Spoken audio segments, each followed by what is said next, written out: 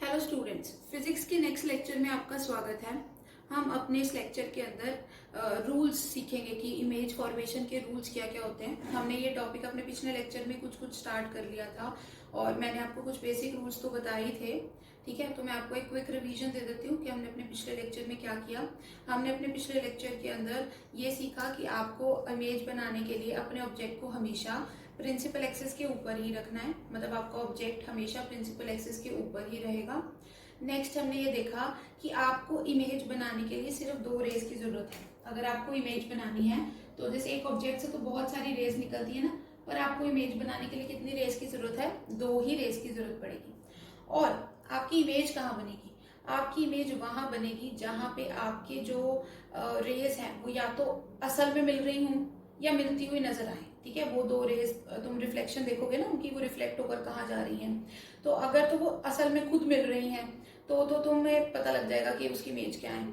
अगर वो असल में नहीं मिल रही, तुम्हें ऐसा लग रहा है कि ये तो मिलेंगी नहीं, तो तुम क्या करोगे? बैक ट्रैक करोगे। उन्हें बैक ट्रैक करते हुए वो मिलती हुई नजर आएंगी। तो जहां पे वो रेज असल में मिली या जहां पे वो मिलती हुई नजर आई, वो दोनों ही पॉइंट क्या होंगे? तुम्हारे इमेज के पॉइंट। वहां पे तुम्हारी क्या बन जाएगी? इमेज बन जाएगी। ठीक है, अगर बच्चे तुम्हारी रेस असल में मिली, ठीक है, रियल में मिल गई, तुम्हें मतलब वो नहीं करना पड़ा, उनको बैक ट्रैक नहीं करना पड़ा, तो जो तुम्हारी इमेज बनेगी वो रियल इमेज बनेगी। ठीक है, पर अगर वो रेस असल में नहीं मिली पर मिलती हुई नजर आई, तो उनको क्या बोला जाएगा? वो इमेज जो तुम्हारी बनेगी वो तुम्हारी वर्चुअल इमेज बन जाएगी। ठीक है बच्चे, इस बात को ध्यान रखना, अपने मतलब जहन में बिठा लेना। फिर उसके बाद हमने किया था अपना पहला रूल, जो डॉक्यूमेंटेड रूल था। मैंने उसकी डेफिनेशन भी कराई थी। आप अगर मान लो किसी ने अपना हमारा फर्स्ट लेक्चर नहीं, इससे पहले का लेक्चर नहीं देखा है, तो वो भी जाके वो लेक्चर देख सकता है। फर्दर हम ये पूरी सीरीज ही कर रहे हैं, इसके अंदर आपको सीबीएसई के जितना भी सिलेबस है आपका, फिजिक्स का या साइंस का जो भी है, आपको मिल जाएगा, तो आप वहां जाके देख सकते हो। ठीक है, हमने चैप्टर 10 रिफ्लेक्शन और रिफ्रैक्शन हमने पूरा करवाएंगे हम आपको। तो हमने अपनी पिछली वीडियो के अंदर अपना जो पहला जो रूल था उसे स्टडी किया था, और हमारा पहला रूल क्या था कि अगर कोई भी रे प्रिंसिपल एक्सिस के पैरेलल अगर जाएगी तो वो फोकस से पास करेगी या फोकस से पास होती हुई नजर आएगी। ठीक है, तो मैंने उसकी डेफिनेशन भी कराई थी। मैं डेफिनेशन तो इस लेक्चर में नहीं कराऊंगी, आप पिछली वीडियो में जाके देख सकते हो, बट मैं एक बार डायग्रामेटिकली आपको दिखा देती हूँ ताकि आपका लिंक बन जाए, है ना। वो क्या कि अगर मान लो जैसे आपने कनकेव मिरर लिया, अपना कनकेव मिरर बल्ज्ड इनवर्ड्स, फिर तुम बना लोगे अपनी प्रिंसिपल एक्सिस और मान लोगे यहाँ तुम्हारा फोकस है। ठीक है, और यहाँ तुम बना लोगे अपना ऑब्जेक्ट। अब हमें रे कैसी चाहिए? जो प्रिंसिपल एक्सिस के पैरेलल हो। ये रे होगी प्रिंसिपल एक्सिस के पैरेलल। ठीक है, तो पहला रूल कहता क्या है? पहला रूल ये कहता है कि ये रे रिफ्लेक्ट होने के बाद कहाँ से पास करेगी? फोकस से। ऐसे ये होगी तुम्हारी रिफ्लेक्टेड रे। समझ में आ गई? प्रिंसिपल एक्सिस के पैरेलल गई, रिफ्लेक्ट होकर कहाँ से पास कर रही है? फोकस है। तुम्हें पता लग गया कि रिफ्लेक्शन होने के बाद कहाँ से पास करेगी। अब जैसे एक चीज थी जो पिछले लेक्चर में हमने नहीं की, मैं उसको एक बार आपको बताने की कोशिश करती हूँ। अभी जो मैंने तुम्हें ऑब्जेक्ट दिखाया ना, वो मैंने फोकस के पीछे रखा। कईयों को ना कभी कभी डाउट होता है, मैम फोकस के आगे ही अगर रख दोगे तो कैसा होगा? मान लो ये फोकस है, अब मैंने ऑब्जेक्ट को यहाँ रखा। ठीक है, और अब ये रे भी तो प्रिंसिपल एक्सिस के पैरेलल ही है ना, जो ये जा रही है, छोटी सी रे दिख रही है, ये भी प्रिंसिपल एक्सिस के पैरेलल है। ऑब्जेक्ट को तुम जहां मर्जी रख दो बच्चे, कहीं मर्जी रख दो, फोकस के आगे फोकस के पीछे कहीं मर्जी रख दो, इसने पास फोकस ही करना है। तो ये रे पता कैसे जाएगी? ये रे ऐसे जाएगी।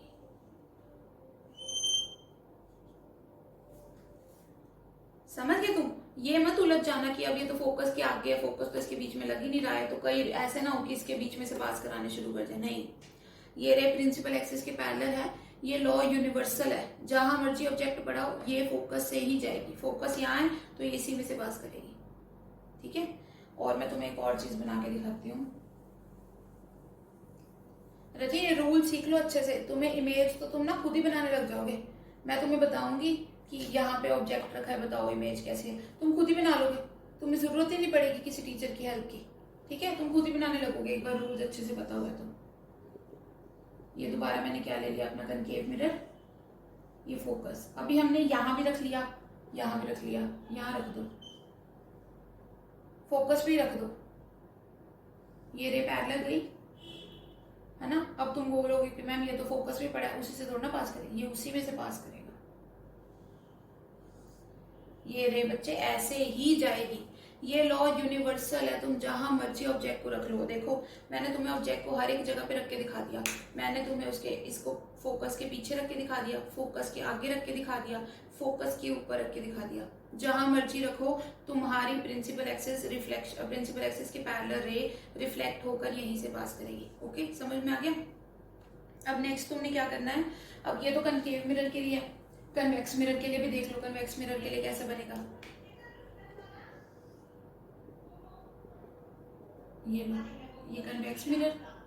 अब ये तुम्हारा फोकस, सॉरी ये तुम्हारा ऑब्जेक्ट, मान लो फोकस तो इसके पीछे बनेगा, कन्वेक्स के लिए पीछे बनता है।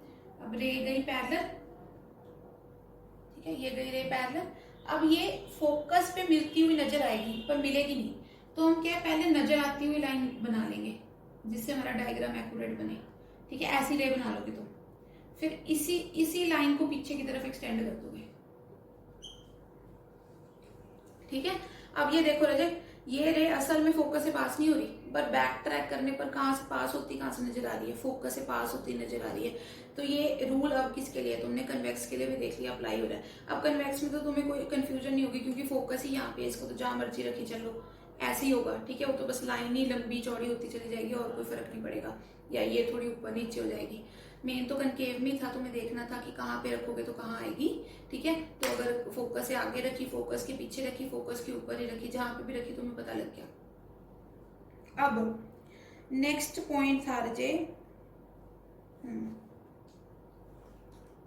हाँ, अब मैं तुम्हें नेक्स्ट रूल दिखाती हूँ, नेक्स्ट रूल समझाती हूँ कि क्या होगा। जो तुम्हारा नेक्स्ट रूल है ना, वो तुम्हारे पहले रूल का बिल्कुल ऑपोजिट है। ठीक है, जो तुम्हारा सेकंड रूल है वो तुम्हारे पहले रूल का बिल्कुल ही ऑपोजिट है। और वो सेकंड रूल क्या है रजे, वो ये देखो, सेकंड रूल है कि अगर कोई रे फोकस से पास करके आ रही है, मतलब जैसे मान लो फोकस से पास करके फिर मिरर के ऊपर फॉल कर रही है। ठीक है, कोई रे फोकस से पास करके फिर मिरर के ऊपर फॉल कर रही है, ऐसी रे प्रिंसिपल एक्सिस के पैरेलल चली जाएगी। ऐसी रे रिफ्लेक्ट होकर प्रिंसिपल एक्सिस के पैरेलल चली जाएगी। मेरी बात समझ में आई है? तो मैंने क्या कहा है तुम्हें, अभी मैंने क्या किया, कि पहले तो हमने किया था प्रिंसिपल एक्सिस के पैरेलल आएगी तो फोकस से चली जाएगी। अभी मैंने इसी को उल्टा कर दिया, फोकस से पास करेगी तो प्रिंसिपल एक्सिस के पैरेलल चली जाएगी। ठीक है, जैसे मैं तुम्हें डायग्राम से बना के दिखाऊं, हम पहले कनकेव भी लेंगे अपना एज यूजुअल, हम अपनी प्रिंसिपल एक्सिस बनाएंगे। हम ये अपना ऑब्जेक्ट ले लिया हमने, और यहाँ पे हमने क्या ले लिया, अपना फोकस ले लिया। ठीक है, अब हमने जो इंसिडेंट रे है उसको कहाँ से पास करती हुई नजर दिखानी है, वो फोकस से पास करती हुई नजर आनी चाहिए। मैं जैसे कलर वाला लेती हूँ, तुम्हें अच्छे समझ में आएगा। ये देखो, ये फोकस से पास हुई, इंसिडेंट रे पास हो रही है फोकस से, फिर उसके बाद देखो रिफ्लेक्ट होकर कहाँ चली जाएगी, प्रिंसिपल एक्सिस के पैरेलल। तो समझ आया आपको ये पॉइंट? इसमें हमने क्या किया, जो इंसिडेंट रे थी हमारी वही फोकस से पास कर रही थी, तो जो अभी हमारी रिफ्लेक्टेड रे होगी वो प्रिंसिपल एक्सिस के पैरेलल चली जाएगी। ठीक है, अब ये चीज भी हर एक तरीके के पोजीशन के लिए हो सकती है। ओके, तो अभी मैं ये चीज मैंने कनकेव के लिए बनाई है, अब यही चीज मैं कन्वेक्स के लिए बना के दिखाती हूँ तुम्हें। ठीक है, तो उसके भी पहले हम पहले कनकेव के एक डिफरेंट पोजीशन के लिए कर लेते हैं।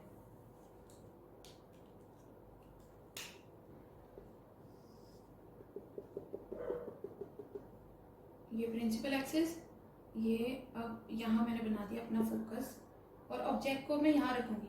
देखिए इसमें ना तुम्हें एक बात नोट करनी पड़ेगी, इस केस में फोकस के ऊपर ऑब्जेक्ट रखने पे कोई फायदा नहीं होगा, क्योंकि तुम्हें पता है अगर जैसे मान लो ऑब्जेक्ट यहाँ पड़ा है, ठीक है, एक बार मैं बना के भी दिखाई देती हूँ ताकि डाउट ना रहे। अगर ऑब्जेक्ट यहाँ पड़ा हो बच्चे फोकस के ऊपर, तो तुम्हें लगता है ऑब्जेक्ट के अंदर से मतलब नीचे को रोशनी जाएगी? ऐसे तो नहीं रोशनी जाएगी ना ऑब्जेक्ट के। हमने जब भी मतलब जो हम ये रेज बना रहे हैं ये एक्चुअल में क्या है, वो रोशनी है, वो लाइट ही है जो इससे निकल रही है, तो लाइट ऐसे ऐसे ऐसे ऐसे निकलेगी। ठीक है, ऐसे तो नहीं जाएगी ना लाइट, कभी भी नीचे की तरफ तो लाइट नहीं जाएगी ना, उससे फैलेगी। जैसे मान लो ये पॉइंट है, मेन है, जहां से लाइटें निकल रही हैं, तो वो यहाँ से फैलेगी लाइट, ऐसे नीचे की तरफ तो नहीं जाएगी ना। तो इसलिए यहाँ पे फोकस से पास होने वाली रे लेने का कोई मतलब ही नहीं है। ठीक है, कहीं तुम ये बोलो कि मैम ये रूल तो तब अप्लाई नहीं हो रहा, नहीं, वहां पे मतलब ही नहीं, क्योंकि उधर की तरफ लाइट ने जाना ही नहीं है, जहाँ लाइट ने जाना ही नहीं तुमने लेके करना ही क्या है।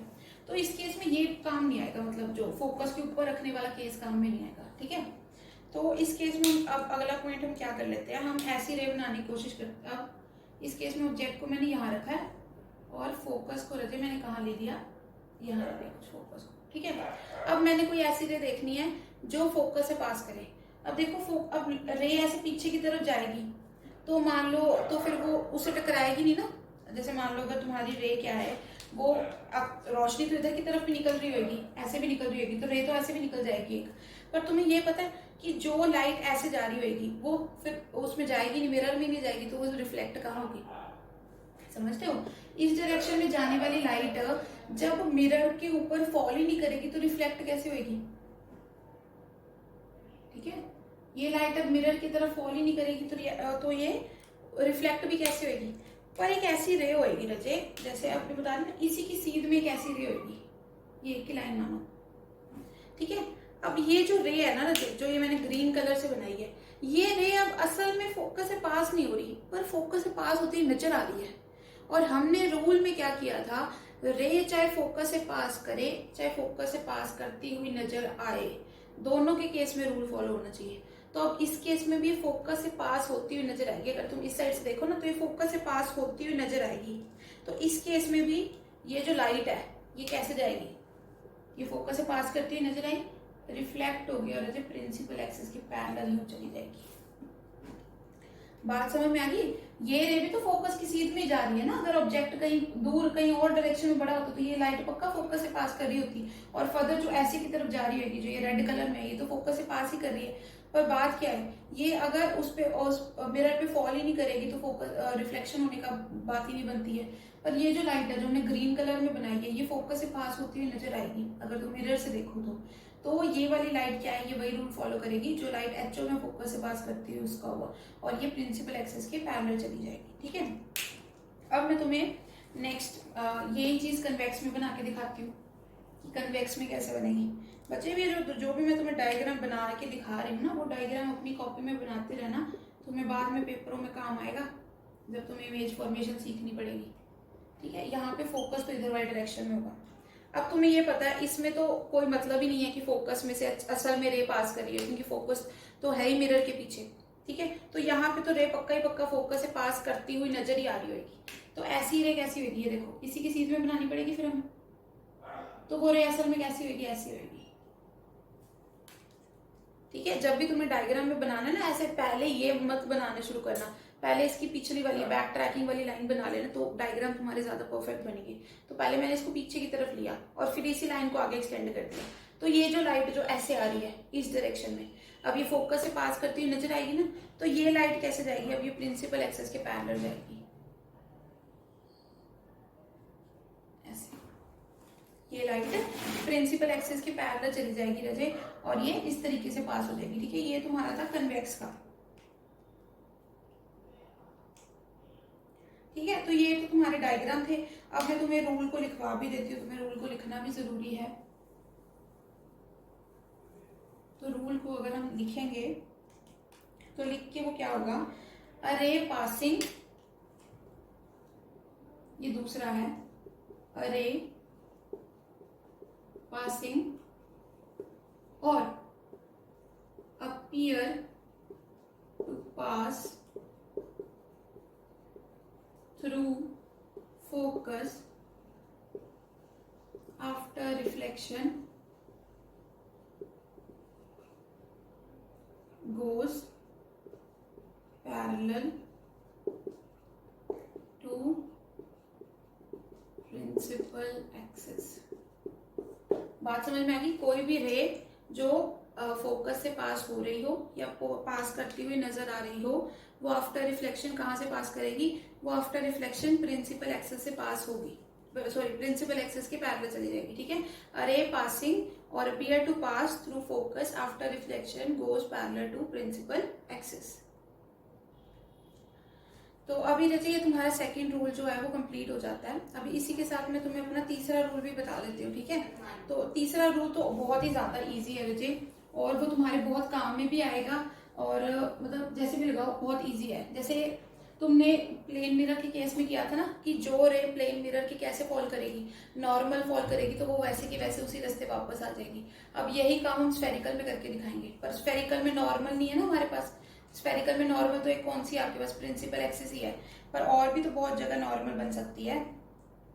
तो हमें एक अपॉर्चुनिटी मिली है ऐसी रे ढूंढने की जो क्या है, जो जिस रास्ते जाए उसी रास्ते वापस आ जाए। ठीक है, तो वो कब होता है, जैसे अब मैं तुम्हें ड्रॉ करके दिखाती हूँ। ये मान लो तुम्हारा सेंटर ऑफ कर्वेचर है।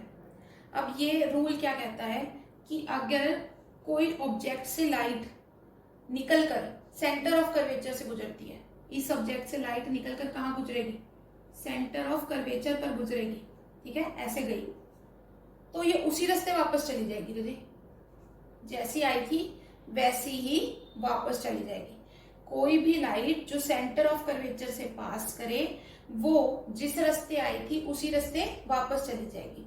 अब इसके पीछे का मैं तुम्हें कंसेप्ट भी बता देती हूँ। इसके पीछे कंसेप्ट ये है रजे कि जो लाइन असल में सेंटर ऑफ कर्वेचर से पास कर रही होती है ना, वो हमेशा तुम्हारे मिरर के साथ कैसा एंगल बनाएगी, 90 डिग्री का एंगल बनाएगी। ठीक है, मतलब अगर मान लो तुम्हें किसी भी पॉइंट पे नॉर्मल बनाना होगा, जैसे मान लो अगर इस पॉइंट पे, मैं तुम्हें दूसरे कलर से समझाती हूँ, तुम्हें यही है ना नॉर्मल बनाने का भी एक तरीका मिल गया इससे तुम्हें। अगर तुम्हें मान लो इस पॉइंट पे, ए पॉइंट पे अगर तुम्हें नॉर्मल बनाना है तो तुम क्या करोगे, एक सिंपल लाइन ही ड्रॉ कर दोगे जो सेंटर ऑफ कर्वेचर से पास करेगी। ये जो लाइन होगी ना, ये सिंपली क्या होगी तुम्हारी इस पॉइंट पे नॉर्मल। तो जो सेंटर ऑफ कर्वेचर से पास कर या पास करती हुई नजर आती हुई जो भी लाइट है, वो अगर मिरर पे फॉल करेगी तो वो जिस रास्ते जाएगी उसी रास्ते वापस चली जाएगी। क्यों? क्योंकि इस तरीके की रे जो है वो तुम्हारे मिरर के साथ कैसा एंगल बनाएगी, 90 डिग्री का एंगल बनाएगी। और अभी हमने लॉज ऑफ रिफ्लेक्शन में क्या किया था, जो लाइट मिरर के साथ 90 डिग्री का एंगल बनाती है वो जैसे आती है वैसी वापस चली जाती है।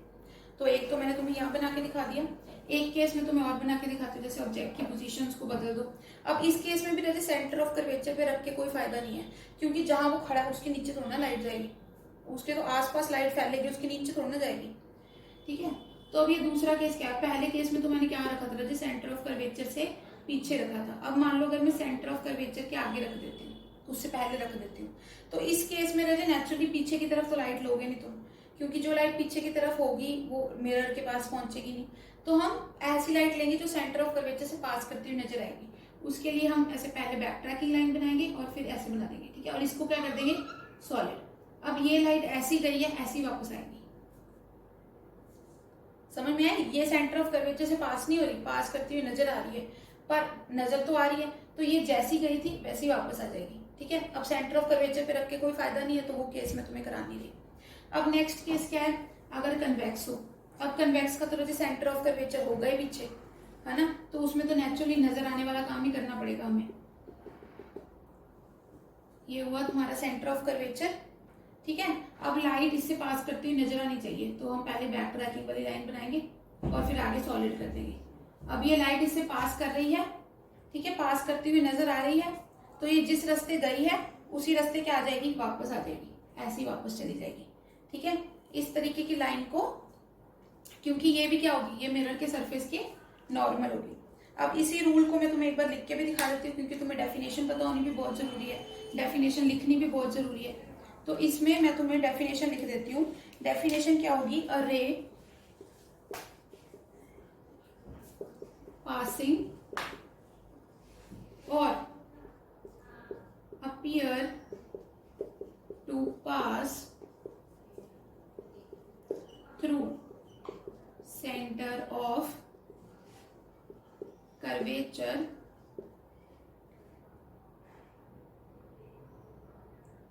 follows the same path after reflection, follows the same path after reflection. ये रूल क्या कह रहा है, अगर कोई रे सेंटर ऑफ कर्वेचर से पास कर रहा है या पास करती हुई नजर आ रही है, अपीयर टू पास है, तो वो क्या करेगा, जिस रास्ते आया था उसी रास्ते चले जाएगा, फॉलोज द सेम पाथ। तो इंग्लिश में क्या लिखना है तुम्हें, अ रे पासिंग और appear to pass through centre of curvature follow the same path after reflection. तो आज की क्लास में हमने दो रूल कर लिए, है ना। एक तो क्या था, सबसे पहला रूल तो प्रिंसिपल एक्सिस के पैरेलल अगर रे होगी तो वो रिफ्लेक्ट करके कहाँ से पास करेगी, फोकस से। फिर अगर कोई रे ऐसी होगी जो फोकस से पास करेगी तो वो आफ्टर रिफ्लेक्शन कहाँ जाएगी, प्रिंसिपल एक्सिस के पैरेलल। तीसरी हमने क्या किया कि अगर कोई रे सेंटर ऑफ कर्वेचर से पास करेगी या सेंटर ऑफ कर्वेचर से पास होती हुई नजर आएगी तो वो उसी रास्ते वापस चली जाएगी। तो आज की वीडियो में हम इतना ही करेंगे, जो बाकी बचे हुए रूल है वो अपने नेक्स्ट वीडियो में करेंगे। Till then thank you and keep learning.